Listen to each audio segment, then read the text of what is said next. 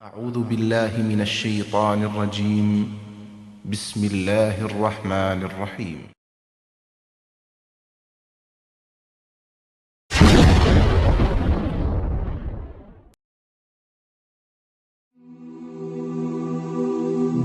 মৃত্যু এমন এক বাস্তবতা যার থেকে কেউ পলায়ন করতে পারবে না। প্রত্যেকটি প্রাণীকেই মৃত্যুর স্বাদ আস্বাদন করতে হবে। আল্লাহ তাআলা পবিত্র কালামে মাজিদে ইরশাদ করেন, কুল্লু নাফসিন যায়িকাতুল মাউত, প্রতিটি প্রাণী ওই মৃত্যুর স্বাদ আস্বাদন করবে। কুল ইন্নাল মাউতাল্লাযী তাফিররুনা মিনহু ফাইন্নাহু মুলাকীকুম, হে নবী আপনি বলে দিন, মৃত্যু যার থেকে তোমরা পলায়ন করছো সে অবশ্যই তোমাদের সাথে সাক্ষাৎ করবে। আইনামা তাকুনু ইউদরিকুমুল মাউতু ওয়ালাউ কুনতুম ফি বুরুজিম মুশাইয়াদা, তোমরা যেখানেই থাকো না কেন মৃত্যু তোমাদেরকে পাকড়াও করবেই, যদিও তোমরা সুদৃঢ় দুর্গে অবস্থান করো। লিকুল্লি উম্মাতিন আজাল ইযা জাআ আজালুহুম ফালা ইস্তাখিরুনা সাআতান ওয়ালা ইস্তাকদিমুন, প্রত্যেকটি জাতিরই মৃত্যুর জন্য একটি নির্ধারিত সময় রয়েছে। যখন সেই নির্ধারিত সময় চলে আসে তখন তার থেকে এক মুহূর্ত আগ পিছ করা হয় না। এই ক্ষণস্থায়ী পৃথিবী যাকে নিয়ে তোমরা স্বপ্ন দেখছো, এই স্বপ্নের পৃথিবীও একদিন ধ্বংস হয়ে যাবে। কিয়ামতের সময় যখন নিকটবর্তী হবে তখন আল্লাহ সুবহানাহু ওয়া তাআলা নিজের দায়িত্বপ্রাপ্ত ফেরেশতাকে সিংহায় ফুৎকার দেওয়ার আদেশ দিবেন। অতঃপর ফেরেশতা সিংহায় ফুঁক দিবেন, ফলে পৃথিবী ও পাহাড় সমূহ উত্তোলিত হবে, চূর্ণ বিচূর্ণ হয়ে যাবে, আকাশ ফেটে টুকরো টুকরো হয়ে যাবে এবং নক্ষত্র সমূহ ঝরে পড়বে, সূর্য তার কিরণ হারিয়ে ফেলবে, সমুদ্রকে উত্তাল করে তোলা হবে। সেদিন কিয়ামতের ভূমিকম্প ও কিয়ামতের ভয়াবহ অবস্থা দেখে সকলেই মৃত্যুবরণ করবে। আল্লাহ তাআলা বলছেন, ইয়া আইয়ুহান নাসু ইত্তাকু রাব্বাকুম ইন্না যালযালাতাস সাআতি শাইউন আযীম يوم ترونها تذهل كل مرضعة عما رضعت وتضع كل ذات حمل حملها وترى الناس سكارى وما هم بسكارى ولكن عذاب الله شديد।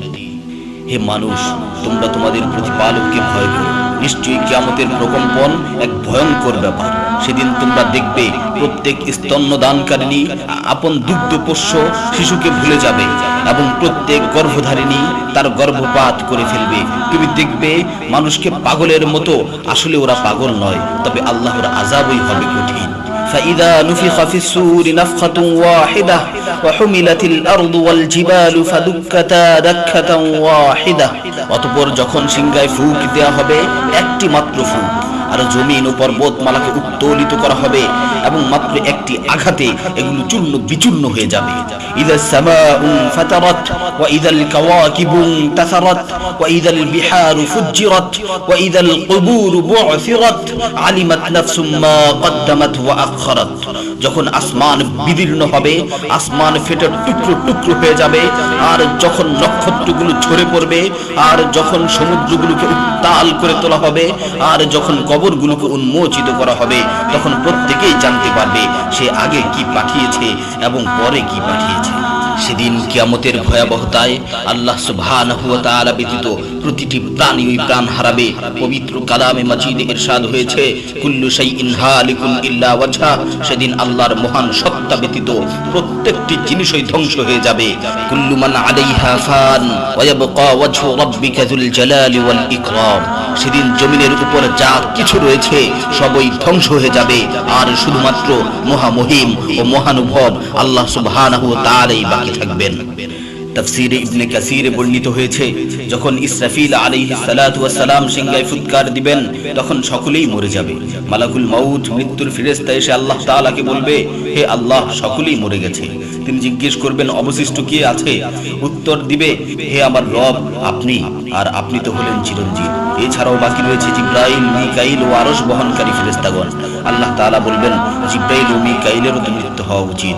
মৃত্যুর ফেরেশতা মালাকুল মাউত বলবে, হে প্রভু, জিবরাইল ও মিকাইলও মরে গেছে। আল্লাহ তাআলা জিজ্ঞাসা করবেন, এখন আর কে বাকি আছে? সে বলবে, এখন আমি বাকি আছি ও আরশ বহনকারী ফেরেশতাগণ বাকি আছে। তখন আল্লাহ তাআলা বলবেন, আরশ বহনকারীদেরকেও মরতে হবে, তারাও মরে যাবে। আল্লাহ তাআলা আবার জিজ্ঞাসা করবেন, এখন কে বাকি আছে? মালাকুল মাউত আজরাইল আলাইহিস সালাতু ওয়াস সালাম বলবেন, হে আমার রব, এখন আপনি বাকি আছেন এবং আমি বাকি আছি। তখন আল্লাহ তাআলা আজরাইল আলাইহিস সালাতু ওয়াস সালামকে বলবেন, তুমি তো আমার মাখলুক, সুতরাং তুমিও মরে যাও। তিনি তৎক্ষণাৎ মরে যাবেন এবং শুধুমাত্র আল্লাহ তাআলাই বাকি থাকবেন। অতঃপর আল্লাহ সুবহানাহু ওয়া তাআলা জমিনকে ভাঁজ করে ফেলবেন এবং তিনি 3 বার বলবেন, আনাল জব্বার, আনাল জব্বার, আনাল জব্বার, আমি প্রতাপশালী, আমি প্রতাপশালী, আমি প্রতাপশালী।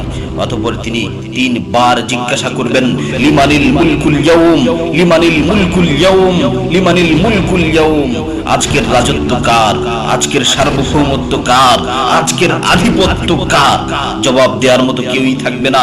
তিনি আবার উত্তর দিবেন, লিল্লাহিল ওয়াহিদিল কাহ্হার, আজকের রাজত্ব, আজকের সার্বভৌমত্ব, আজকের আধিপত্য পরাক্রমশালী একমাত্র আল্লাহ। ইবনে ওমর রাদিয়াল্লাহু তাআলা আনহু হতে বর্ণিত অপর এক হাদিসে ইরশাদ হয়েছে, কিয়ামতের দিন আল্লাহ সুবহানাহু ওয়া তাআলা আসমান জমিনকে ভাঁজ করে নিজ হাতে গুটিয়ে নেবেন। অতঃপর বলবেন, আনাল মালিক, আনাল জব্বার, আনাল মুতাকাব্বির, আমি বাদশা, আমি প্রতাপশালী, আমি অহংকারী। আইনা মুলুকুল আরদ, আইনাল জব্বারুন, আইনাল মুতাকাব্বিরুন, দুনিয়ার রাজা বাদশারা কোথায়, দুনিয়ার প্রতাপশালীরা কোথায়, দুনিয়ার অহংকারকারীরা কোথায়? তখন আল্লাহ তাআলা সুউচ্চ কণ্ঠে 3 বার জিজ্ঞাসা করবেন, লিমানিল মুলকুল ইয়াউম, লিমানিল মুলকুল ইয়াউম, লিমানিল মুলকুল ইয়াউম, আজকের রাজত্ব কার, আজকের সার্বভৌমত্ব কার, আজকের আধিপত্য কার? অতঃপর তিনি 3 বার উত্তর দিবেন, লিল্লাহিল ওয়াহিদিল কাহ্হার, আজকের সার্বভৌমত্ব, আজকের রাজত্ব, আজকের আধিপত্য প্রতাপশালী একমাত্র আল্লাহ সুবহানাহু ওয়া তাআলা।